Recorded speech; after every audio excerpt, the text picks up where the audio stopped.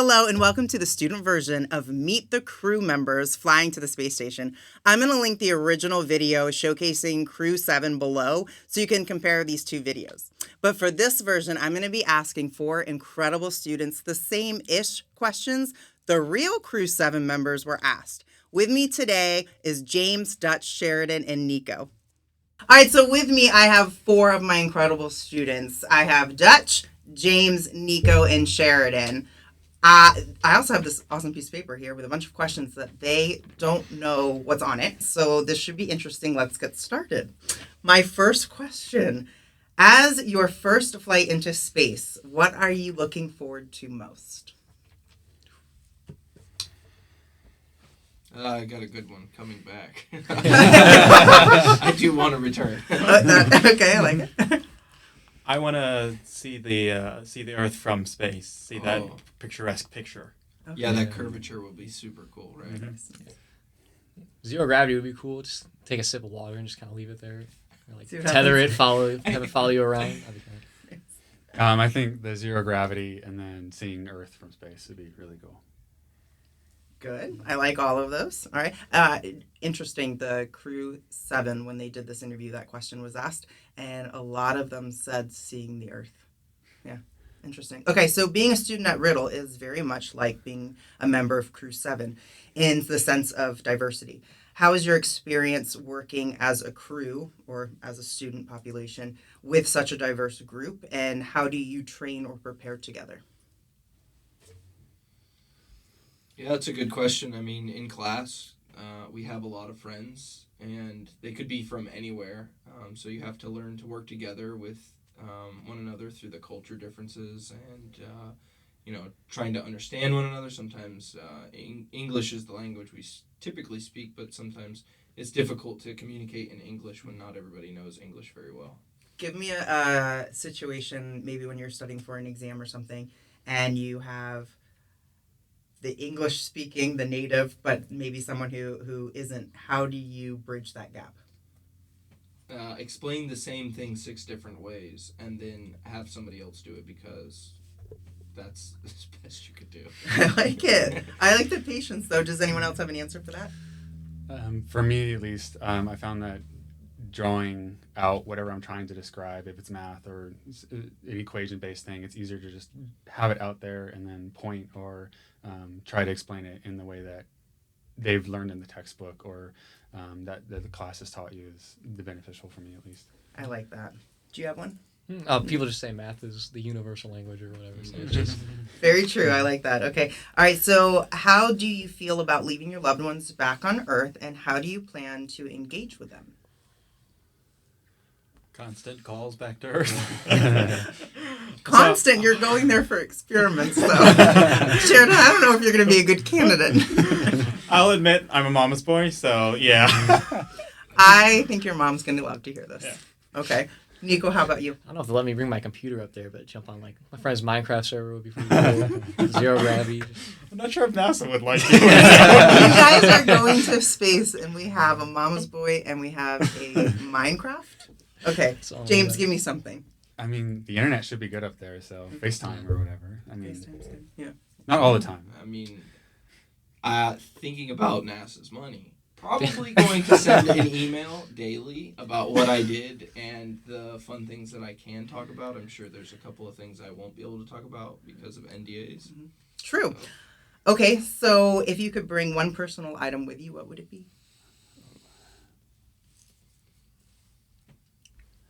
And weight is a concern. Yeah. Yeah, one I don't know personal how to item. answer that. One personal item. Probably real food. Probably my cross. It's the only personal item I keep with me. Okay, I Yeah, like that. cool. What does that remind you of?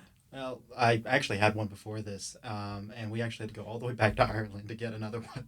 And now the person that makes these anymore has retired, so there's no way to get another one like this without getting an impression of it. Wow. That's cool. Okay, definitely bringing that. Mhm. It would be nice to get a picture of it when you're floating. Mhm. I did the zero-G plane ride in Houston, and I had my sister's necklace on, and you have a picture of it floating. So that would be Oh, that's awesome cool. to get. That would be- All right, one item. For me, it'd probably be my Bible or my socks because I wear crazy socks and I like to purposely mismatch them. And I get cold feet. I didn't want to ask you this, but I always see different socks. Yeah. And I didn't know if it was like you just didn't match them when you put them in the drawer. My husband is guilty of this. Or you purposely don't match them. I just throw them in the drawer and then make sure I don't pick the same ones when I get them out in the morning. I like it. Okay. How about you? I'm probably taking my phone with me. That way I can do, all my emails from it. I don't have to be, confined to a computer all day long. And then if I want to game because, you're in a tight spot the whole time, I can play video games or text, lots of different ways to be connected and do things. Okay, it's mind-blowing that this is what you guys are saying because if I'm going to space, my phone is the last thing I'm thinking about. Yeah, I wouldn't bring my phone. I'm wondering if you're even allowed to bring it. Because I I think you think can have so. like pictures and like a Bible Yeah, or small- like a cross or something Maybe a like that. camera. I But- don't know. Yeah, or something like that. Because Yeah. the phone can take the pictures. So right? let's assume that you can't bring any electronics, no Minecraft and no phones. How are you going to be able to handle the flight there? How are you going to take up your time getting to the station? I'm sure there's going to be a lot of things that we need to be doing to keep the aircraft or the From falling spacecraft moving and working, right? So keeping up with knowing where our oxygen levels are, we might have to, actually physically do things. So, like that. okay, so you do all of that, but you do have some downtime. How are you going to make it through that trip? That's a lot of hours to the space station. Well, I like to do cross-country road trips, and I don't typically play music when I do those trips. So there's a lot of in-my-head thinking time, and that will probably be a lot of the time. I like to sit in quiet and just listen. So you're a perfect candidate. Okay. What about you guys? I'll definitely be blasting music. That total opposite. I hope your crew members are on board with that because that No, we're is. not. Ooh, I would be like, no. Regardless. No. We have to agree on that. No. No. We're playing like I Spy, Okay. not the window. Because Okay. Are you Oh, just that'd going to be say interesting. star the whole time? Star, Buy something black. glowing. All right, so let's get another one. What would be your favorite experiment to conduct or be involved in? And it doesn't have to be one that they're actually doing right now, like maybe one that you are interested in, one that you're doing now in school and you would like to bring there. Coming back to an old research project that I was working on was seeing how the bone mass density changes in space. Perhaps one of the doctor, Furukawa Satoshi, is currently, that was his area, both in the mental and physical aspect. So kind of goes back to the Cypher project. Interesting. And so, for those of you who don't know, Cypher is a project that is currently going on the ISS, so that would be perfect. How about you guys? I know my astronaut was using augmented reality goggles to help with maintenance. I think that would be cool. Imagine a spacewalk with like a heads-up display. Or Oh, something that's like that. awesome. That'd be cool. That sounds Are you cool. currently doing that now, or you just came up with it? No, that's what my astronaut was working on Oh, last okay. time he was up. Oh, in okay. space, yeah. Okay, nice. That's cool. I think for me it'd be in the kind of botany with the plants, because plants grow differently in space. The roots require gravity to know which way to grow. So when you're in space, it's really different, and so. Do they just go in a circle, or is it random? I forget the movie Mars. Martian. Martian? Yeah, and they Martian, did it. Was yeah. it in a circle, I or think was it's in a it? centrifuge to make Okay. sure that the roots grow in the correct Yeah, area. in the correct version. Okay, interesting. Yeah. What about you? I would like to look at the third axis theorem. So if you take an object and you spin it about one axis, it will flip about an opposite axis of that for some reason. There's a lot more, and I'm sure somebody's already done some research on it, but I would like to actually do some more on that. It's cool. Yeah, there's an experiment that was done here on Vortex Fuel Slosh, and it would, when we were in one of the zero-G flights, we would test it and we would spin it about its one axis, and then when we entered into the zero-G zone of the flight, it would start to spin on a different axis. It was insane to see. So that's Yeah. a project that I will show you. It was great.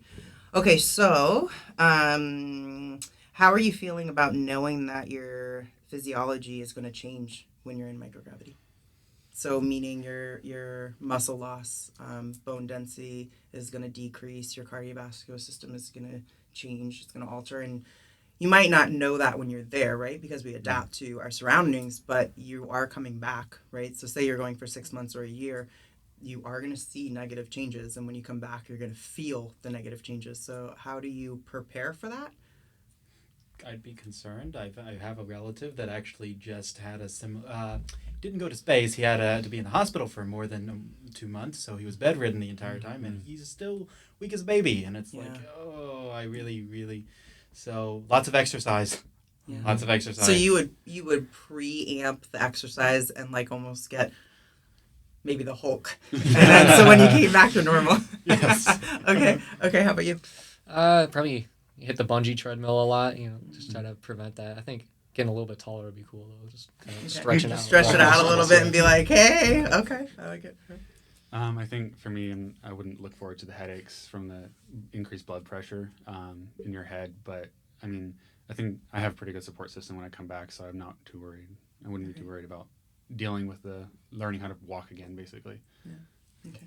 Yeah, I think the therapy, if you will, or the working out afterwards will be something fun to look forward to, because you get to re-see all those gains in your life where you go from I'm not very strong to I'm nice and strong. But once you're strong, it's kind of hard to get more gains, right? I do not agree at all with any of this. Oh, I would gosh. be so sad to see where my muscles go. Okay, we can probably edit that out. Anyway, I really would. I'd be like, man, I'm not looking very strong right now. Okay. What are you most looking forward to in terms of imagery? So when you're sitting in the cupola and you are able to take the pictures, what are you most looking forward to? I'd hope for a hurricane. I think that'd Yeah. be pretty cool to see from space. Yeah, like the lightning and things. That'd be incredible. Storm systems. Yeah. We got a bunch of storm chasers. Okay. I would love to see what Earth looks like at night. There's a lot of light pollution nowadays. Particularly where I'm from, I would like to see how it is, and then also maybe plan out where I might move to next, so that way there's less light pollution. That's my next question. Actually, I want to know if you got to look back on Earth, not picking your home country. Where's the next place you would like to see? Not our home country. You can't pick your home country. You have to pick somewhere else that you want to view. Because I'm sure most of us would say, okay, I want to see where I live, right? Mm-hmm. So taking that out of your option, where would you like to see? I want to see Switzerland. I think the Alps there will be incredible to look at. So that's what I want to see. I want to see Ireland because it's still fairly rural except for like 2 major cities. So I think it would be very interesting to see if it was very dark during the night, as you'd mentioned. I agree. Maybe like somewhere in the Sahara Desert. I think it would be cool just to see the contrast between like the absolute like nothing of yellow and then like Right. the jungle right below it. Yeah, that would be cool. Yeah. For me, I think it's Italy, just to see the boot. I mean, that's the iconic shape. Okay, I like that. Okay, so what advice would you give your women counterparts? And I'm asking this because on the Crew 7 there is a woman, Jasmine, that is a part of our crew, and here at Embry-Riddle I know that it's very male dominated, but you do have women in your classes, and the female population here at Riddle is starting to increase, and we hope that it keeps increasing. So what advice would you give them when you have a woman that is working with you and maybe doesn't feel like she doesn't see another woman, right? So how do you comfort that? I think we speak up as much as possible. I know at least a lot of the girls I know are fairly quiet especially within like group projects for like stuff that we're doing in our class. I just, from experience, they haven't been as loud of a voice as a lot of other guys were. So would you be welcoming? Yeah, if for it sure. is? That's us. Okay, good. Yeah, I would say, you are an equal. So just do your stuff and enjoy it, because it's going to be a great time. Just because it's a male-dominated area, at least in Embry and in general for the engineering industry, that doesn't mean that you're not meant to be here. If anything, it's better because a group of men is not necessarily the best idea planning session. So you need that different viewpoints. That's really good insight. Thank you. What about you, Sheridan? I think that teamwork's a big deal, especially out in space. You're 4 or 5 people stuck up there, and you're going to have to rely on each other. So don't everyone's an equal, as Dutch helpfully pointed out, and everyone can do the same thing. I mean, there's no difference what we specialize in. Have them take priority on that specific subject, or their vote gets more value. But aside from that, I see no issue with it. And in this case, Jasmine is the team commander, so she'll be doing the most communication back with Houston or Kennedy. That's very. I don't even have anything to add, and I'm the only female at this table, and I feel very welcomed. So, I think that Embry-Riddle is an amazing place to go and to be a part of, and I know that Crew 7 is going to be the same way for Jasmine. So, okay. So next question. What do we have? What task do you feel you would be in charge of completing? I know what I want to do. What would you want to do? Spacewalks. That would be. You do the spacewalks? Okay. for I sure. love that. Okay. This would be bad to say, but I really want to watch as the space toilet works and be in charge of that.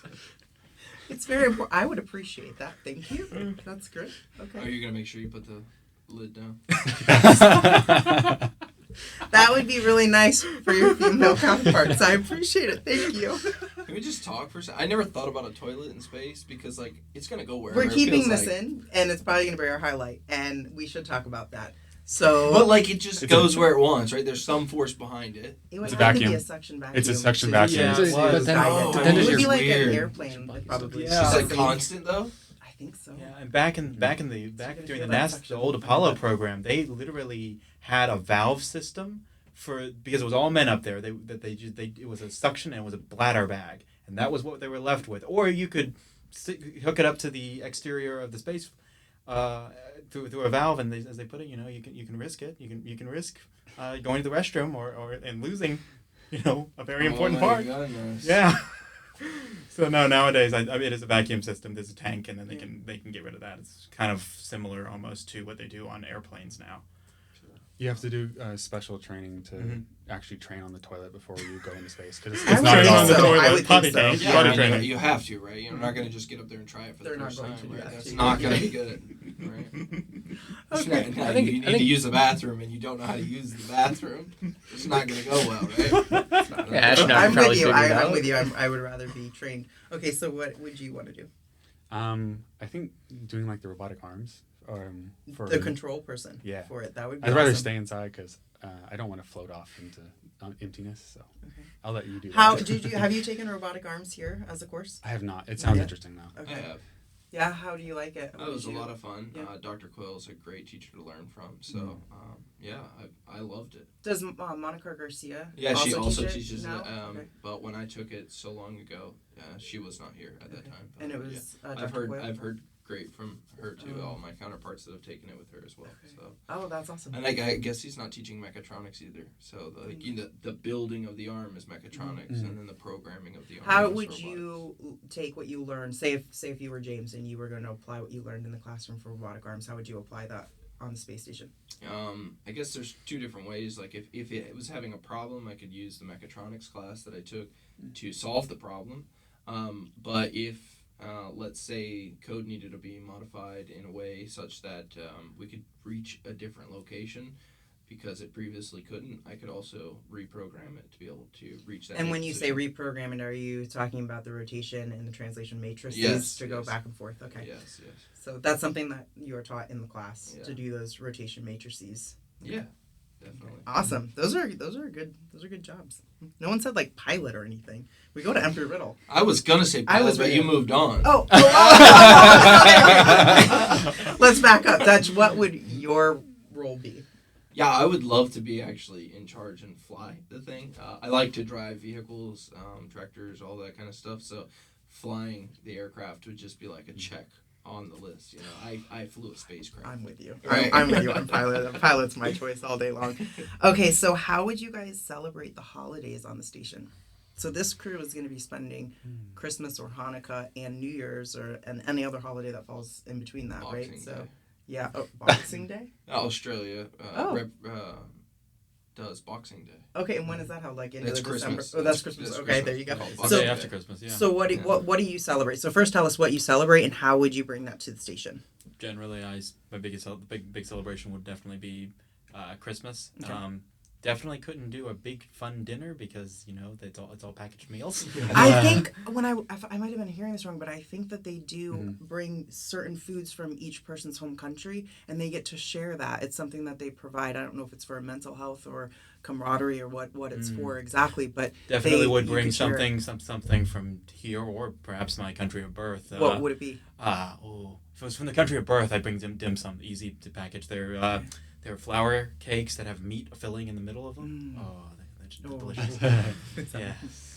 If it was from here, I know there's a lot of people that like Christmas turkey. I've always associated that more with Thanksgiving myself. Me too. Yeah. So I really don't care for a meat. I would probably actually just bring cornbread because I just like cornbread. Bread. Oh. I want to fly with him. Okay, how would you celebrate though versus just the food?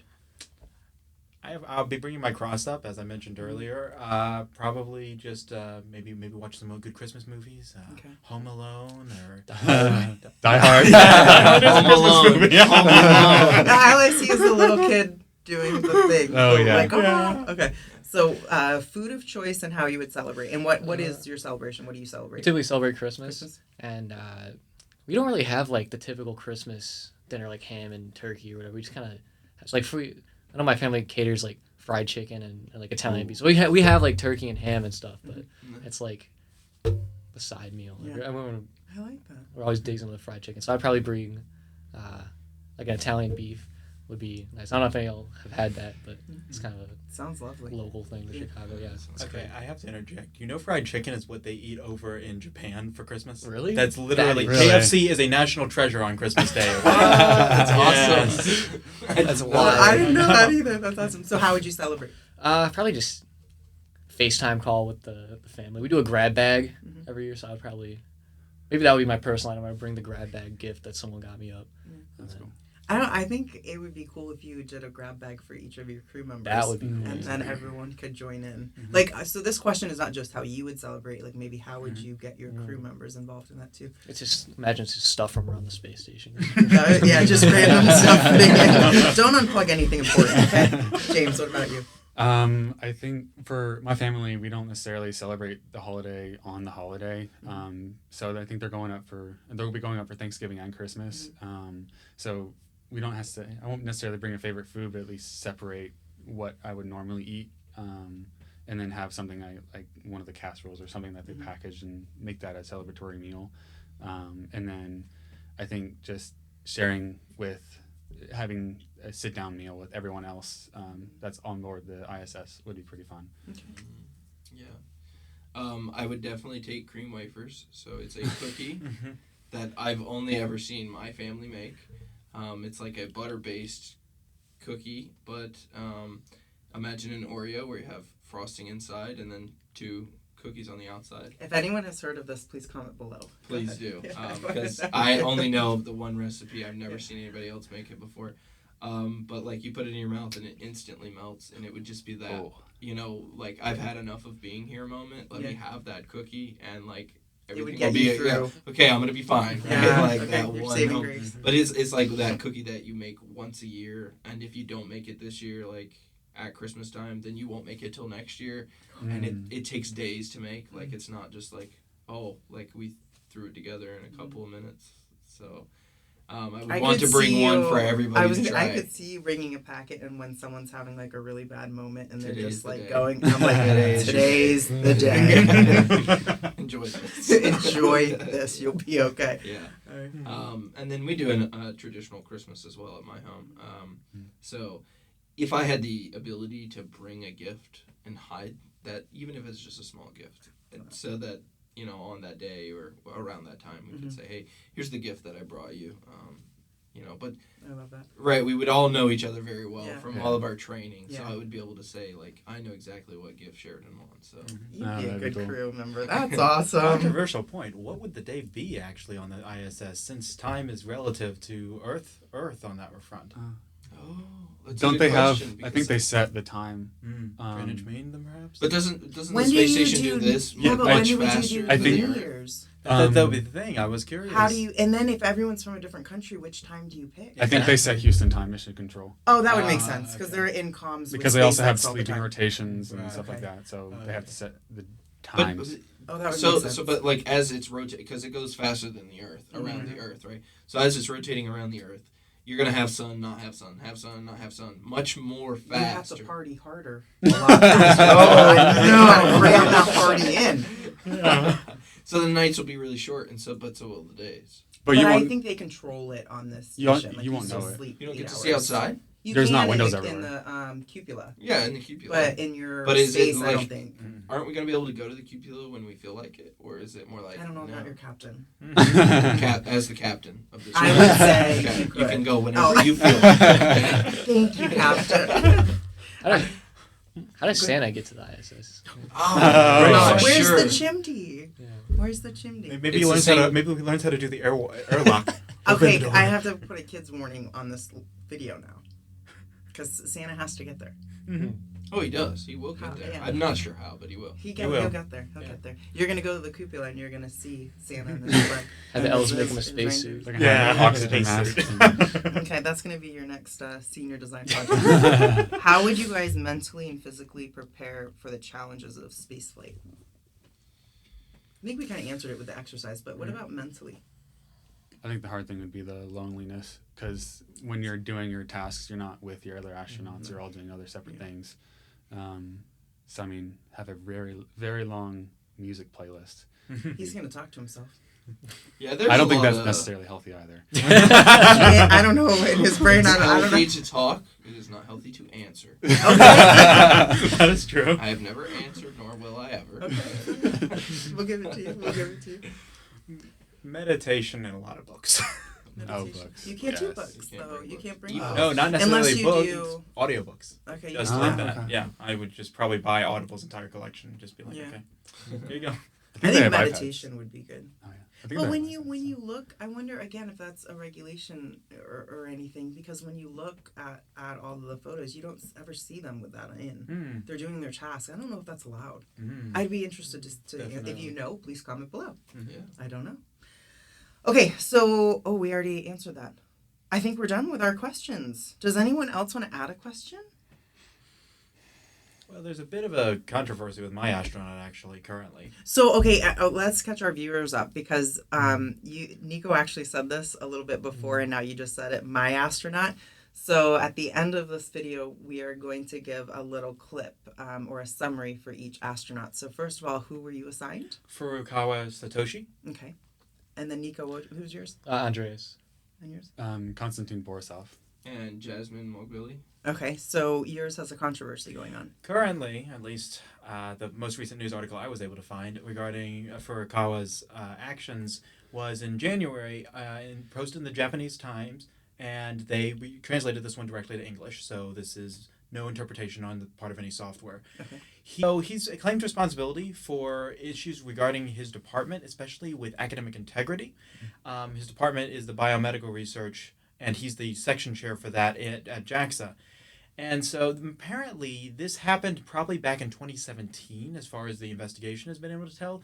Notably, they have also said that the president of JAXA was implicated in having knowingly not mentioned this tampering of data. And the data tampering, as far as they were able to tell, was regarding this project that he was doing with the mental effects of staying on a fake, it's a facsimile version of the ISS that they were working on in Kibo, which is a laboratory right outside of Tokyo. And this laboratory was having patients go in for about 20 days straight and live strictly within this fake facsimile space station to see the mental effects, especially as individuals.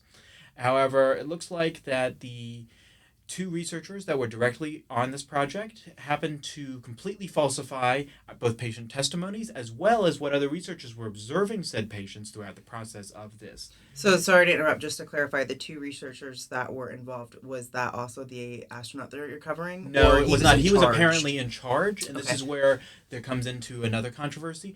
Something to note about Eastern cultures is that there is a great deal of, focus built on reputation, and the fact is that with that reputation also comes the fact there's a lot of guilt by association. He didn't do it. Now, in this case, it definitely appears, according to all the information, that he did know about this, and he did not bring it up the food chain. Okay. But in many cases, it can be where a boss has to take responsibility for something that they never were involved in. But no, so those two, they've remained nameless in the paper.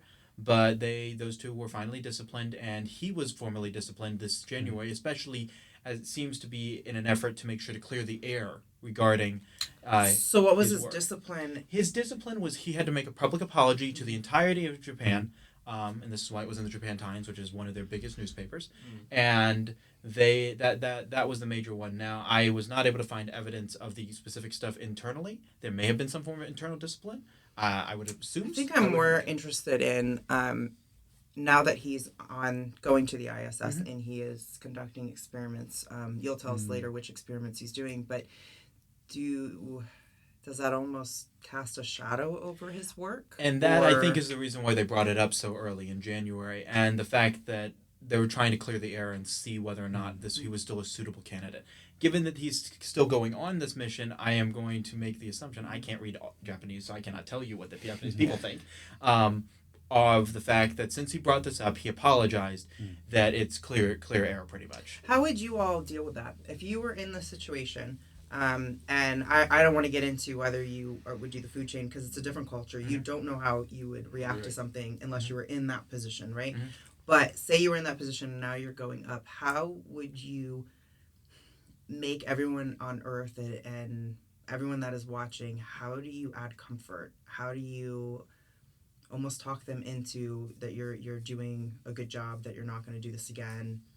How do you restore faith, I guess is what I'm saying. I mean, it's not necessarily possible to put trust back in somebody without proving. But I would definitely, speak truth and only truth to the situation and let them know, whether I was involved or not, what I did and didn't do to try and correct if I did that or if I didn't, right? Even if I didn't try to correct it, just telling the truth about the entire situation is what you want to hear anyhow, right? So, honesty is the best policy. I think that's easier in different cultures to agree. do, but I do. In our culture, that's what I would do. I think in our culture, I would also document everything, either with a video or something to restore people's faith in me. How would you handle it? Personally, I know the culture a bit more, so I can definitely say that it is difficult to do that, especially as it is necessarily blame on the entire agency. Yeah. And it lays a great deal, it broke a lot of trust. I can almost guarantee you that's the concern about why they had to bring this up later, was it broke a lot of trust with JAXA. This is an international partner with agencies such as NASA, ESA, and etc. And even stains on NASA's reputation from the Challenger incident. We've seen how long it took for them to regain the trust for that. So this is JAXA's black mark. In regards to how I would gain that trust back, I'm not sure you could, as Dutch had mentioned. The formal apology is definitely a step in the right direction. A formal apology and not waiting so long Agreed. to me is like, hey, okay, it happened. It's bad. Let's fix it. Let's do what we have to do. But thank you for bringing it up so fast and not hiding it or pushing it under the rug. Yeah. Agreed. You guys, do you have anything to add? And definitely speed and the response to it. Yeah, I like that. Yeah. And don't wait until you're found out necessarily. I mean, some of them obviously might be sensitive information for the government can only know, but if the public should be aware, then you step forward and you admit, I did something wrong. This is on me. I apologize, and moving forward, I'll not do it again. Did he step forward or was he called out on it? So the agency, it looks like, was called out in general, and then they did an internal investigation, and then it moved this way. Given that the incident happened back in 2017, they knew about it for a long time. Yeah. And that is definitely casting shade again. This is where JAXA broke the trust of the people for so long, whereas afterwards, and this is a cultural thing, is, here in America, we have an organization to check on these things. Over there, they don't have nearly as much oversight, and that did let it go through. As I said, the president even the president of this apparently knew enough about it that he was formally disciplined by a committee that came in. How do you guys handle it? So we're talking and assuming, because we're not from that culture, we don't have to deal with those pressures, but you all work with a diverse, students with you, your counterparts and things. Have you ever faced anything like that here? And you also work on projects that have NDAs. Yeah, I mean, Mm. so I would say that dealing with students who, and inevitably anywhere you're going to go, either say they did things or maybe claim that they did as much work as they, or more work than they did. Really, I think the first step always for myself is to deal with the student first and just say, look, what do we have to do to fix this issue? Yeah. And usually that resolves the problem. Well, I think only maybe one time I've had to go further than that. And further than that is, talk to the teacher. Similarly, I go by the old method, trust but verify. Everything. If you notice this continual pattern, definitely bring it up. Sometimes it's perfectly innocent explanation. Sometimes you kind of crack open, Pandora's box. Yeah. You determine that. Again, there's always also the possibility of just keep an eye. Definitely document everything you're referring to when you're dealing with them. Don't ever have anything you can't actually show in a courtroom. Sometimes is a great one, especially with something NDA or working with the government, where you're going to get blamed for everything at the end of the day. When you're in a position of authority, you have to be prepared for everybody under you. Because you're the one on the chopping block, not them. Yeah, So that's true. Definitely something to keep in mind. Do we have any other questions that you want to bring up as student mock astronauts? I think since the ISS has 5 modules, all from different countries, they're all required to rely on each other. How would we help to facilitate the teamwork between the modules? Because you can't just solely survive on your own. You're required to live off the help of others. So how would you make sure that the teamwork is still there and you can rely on each other as an astronaut? I love that question because it's so political here on Earth. Mm-hmm. How do you get rid of it going there? That's a great question. How would you guys answer? I feel like you have a loaded question or loaded answer. I mean, Go ahead, Dutch. Here's the problem. Being a team lead for Robot X, there is a lot that other people have to do, whether you're there or not, right? So, first off, the first thing I'd do is I'd build trust, right? I'd get to know these people and decide whether I really wanted to go to space with them, right? Because, honestly, your life is on them, right? And you If they do train something for a wrong. couple years. So you can get to know them, validate right? that, So now we know each other. The first thing I'm going to do is I'm going to rely on you heavily, and then I'm gonna have ways to check what you did to make sure that it's working properly, or you did it when you were supposed to do it, right? That way, there's not a chance for you to say, "Oops, I forgot." Even Dutch, do you have trust issues? I wouldn't say I have trust issues, but I like to be in control. I can feel it. Yeah. All right, we're running a little bit long on this podcast, so I'm excited to hear each of your individual astronaut summaries. So why don't we get to that? So I am talking about Konstantin Borisov, who was born on August 14th, 1984 in Smolensk, Russia. He is one of the mission specialists for this launch and is part of the joint operation between NASA and Roscosmos, where integrated missions between the space agencies are flown to the ISS. Roscosmos is the Russian state space agency, kind of the counterpart to NASA. I found this interesting about Konstantin. He studied at the Russian Academy of Economics, where he got his Bachelor of Economics degree in June 2005. He then continued his studies at Warwick University in the UK from 2006 to 2007, where he got a Master of Science in Operational Research and Management Science. So he's not the typical aerospace or mechanical engineer that you're used to seeing with astronauts, especially in the original astronauts with Neil Armstrong and Buzz Aldrin. But he then continued on in June 2018, he got his second master's at the Moscow Aviation Institute in aircraft engineering, specifically with life support systems. So that's pretty great for being on the ISS. Now a little bit into what Konstantin has done in his life. Konstantin worked in a couple business positions with his Bachelor of Economics, including the Boston Consulting Group, and then also Volvo Vostok, which is the Volvo company in Vostok, Russia. And then he did that until he got his second master's in aircraft engineering. He's also co-owner and founder of a free diving school where he is the director, the instructor, and a free international judge of free diving. Having such skill in diving probably made him a great candidate for the cosmonaut program at Roscosmos, where he then became a test cosmonaut in 2021, and then he was finally just recently selected for this Crew 7 mission that's upcoming, and this will be his first space flight. Now to talk a little bit about the joint operation between NASA and Roscosmos. This is required between the two agencies to make sure that we're working with each other no matter what political tensions are going on. They're required to always have a Russian and an American on that flight to foster teamwork and cooperation, because the modules on the ISS, there are 5 of them that are from 5 different countries, one of them being Russia and another being the US, and they all rely on each other. No module can be separate from the other, so they can't just cut off relations kind of thing and be their own little module. So the cooperation between different nationalities is very important, and I think it's pretty cool. So that's my astronaut. All right, so I got Andreas Mogensen. He's a Danish astronaut and was the first Dane to ever go to space back in 2015.